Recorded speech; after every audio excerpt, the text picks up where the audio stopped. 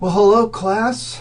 I've got my Pioneer Blue on, which is only because my black morning suit is back at home in Seattle. I was with her, so I'm in mourning. But also, I'm getting questions about what happened? Because we heard on the polls, it seemed that everyone was saying Hillary Clinton was going to win this thing. We had Nate Silver, a famous statistician who writes for the New York Times, having about a 70% chance that Hillary would win and a 30% chance that Trump would win. And he was getting criticized by several people for having way too much confidence in the ability of Trump to pull it out. So what just happened? Is it true that not only did my candidate lose, that my whole profession of statistics is a complete and utter sham? So I'd like to discuss that with you. Partly it makes me feel better, but mostly because, as this title suggests, this is a teachable moment. There's some concepts that have come up in your reading, in your videos, in your homework. Concepts like independence, concepts especially like the confidence interval estimate and what that means. What are populations? What are samples? These things have come up, and they're loaded throughout this discussion. So with that, let's begin. Okay? What we will discuss.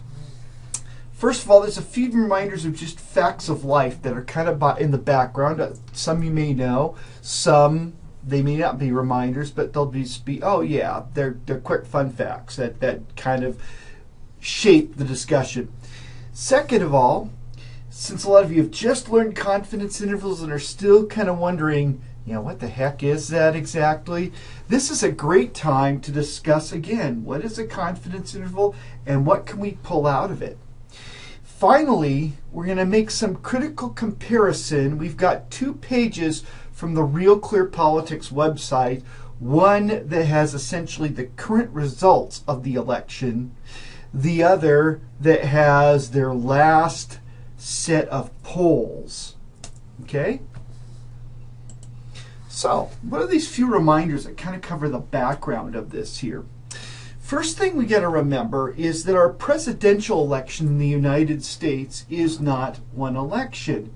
One of those things that I'm mourning right now, because it appears that Hillary Clinton has a slight lead for actual popular vote.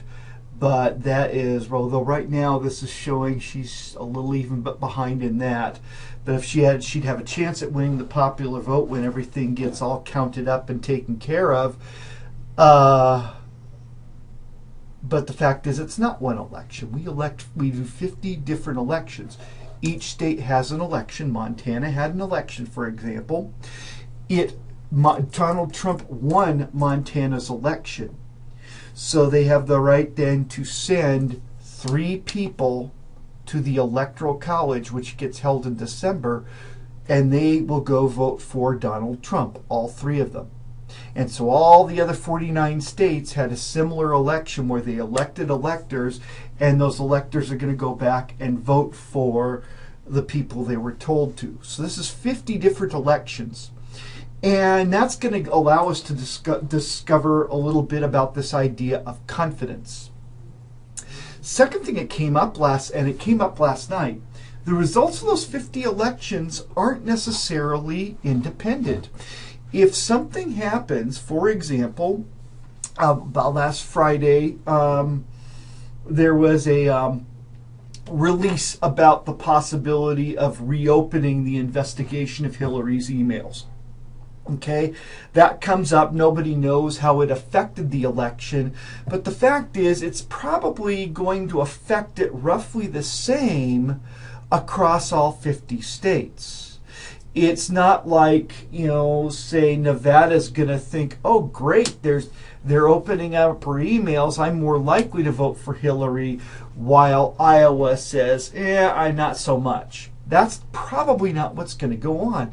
That sort of information, those sort of external pressures, are going to probably move the direction of the electorate in the same direction. Third little reminder, we see polls. If you've seen polls, what you usually see are point estimates. So it looks through kind of like, let me look at this. Here we go. Here's a Real Clear Politics page, and so this is for RCP average. It's one type of poll average, but here's another, several polls here on Florida. Okay, so they have this percentage, and let's look at this last poll from what's called the Trafalgar Group. Okay, right here. What they probably reported is Trump has 50%, Hillary Clinton has 46%. This was, again, before the election. So people surprised, oh my gosh, she lost Florida, she lost Florida. Well, the very last poll before the election actually almost had it right on the point estimate. But there's something more. There's more information in here. There is namely this thing here called a margin of error. That margin of error is 2.9%.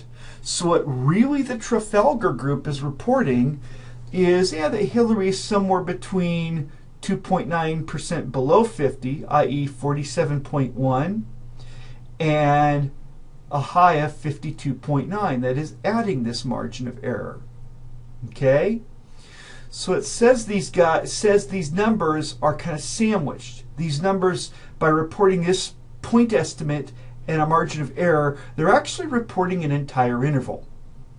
And the default is, this is 95% confidence intervals, usually, unless they'll describe otherwise. And Nate Silver, if you ever went into Nate Silver's site, has these confidence intervals. He prefers to use 80% intervals. But there we go. So there's this interval estimate, and there's all kinds of them on each state for this particular election. Okay? So, they report point estimates. They've done confidence intervals. That's really what you've got. And finally, I would just mention that polling has some extra challenges.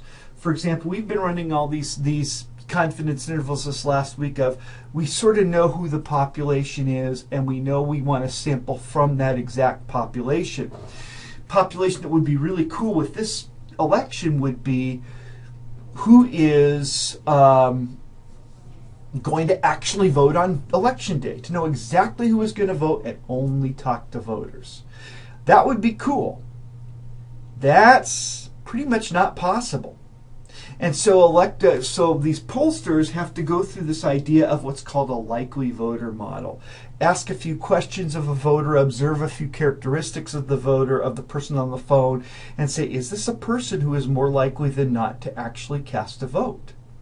Okay, so they've got some hard tasks in there. There's some uncertainty. There's all the uncertainty we usually talk about in this class, plus this idea of what's called model uncertainty, that trying to figure out who's actually going to vote. So this sets up the problem. I'm going to end this video at part 1. Next, we'll go through a quick confidence interval example to just remember, the language of confidence intervals and how this all works. These intervals that they are taking in the selection work. And finally, there'll be a video discussing this difference between the two, the polls before and the actual results of the election.